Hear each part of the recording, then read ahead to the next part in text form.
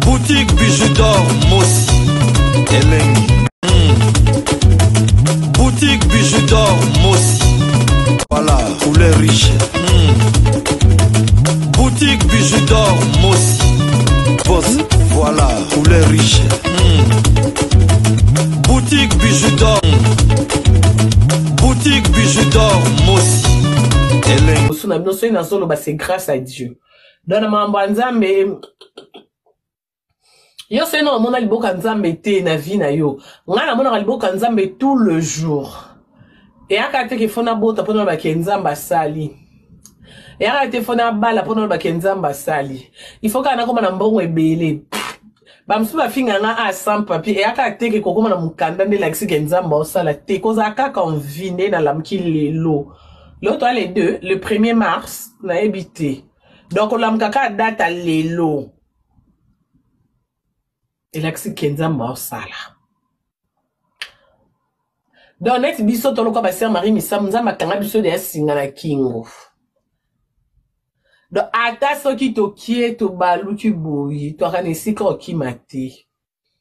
Biso to apenza ba chrétien, quand on dit chrétien là. Donc, y a ne lo mon côté et que kabula biso na nzambe. Même le succès, si pour battre na si la mais batala nga kaka. Na si la mais ba ebike na komi na 52 ans. Muto a si la ba eba makambu na ete. Mais nga na si la bino za ka informer bo bi vi na nga koleka na nga moko.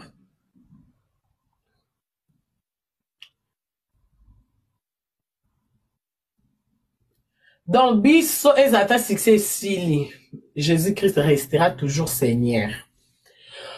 Libale zale koufa, on est obligé d'adorer les seigneurs. Biso to na bakawana, on est obligé. Biso ezate que ce ka nzamba sali o ye nzambe merci te, biso asala. Asala te.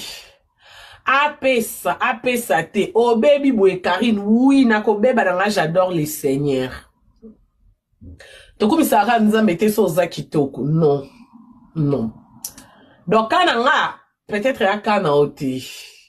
Mukolo comme la place nga za au comprendre que pendant comme ça nzambe ya kande bible bitu ana miso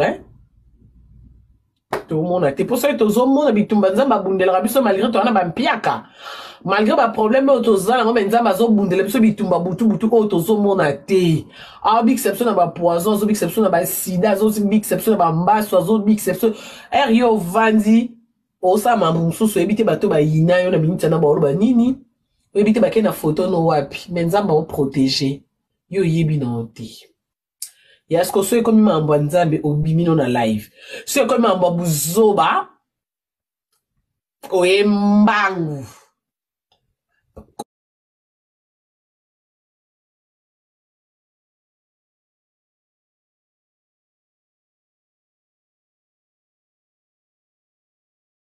Et surtout, n'oubliez pas de cliquer la cloche de notification qui est juste à côté de abonner pour être notifié à chaque fois que je vais mettre une vidéo sur YouTube.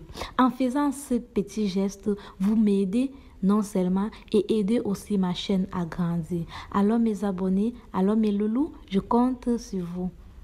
À bientôt.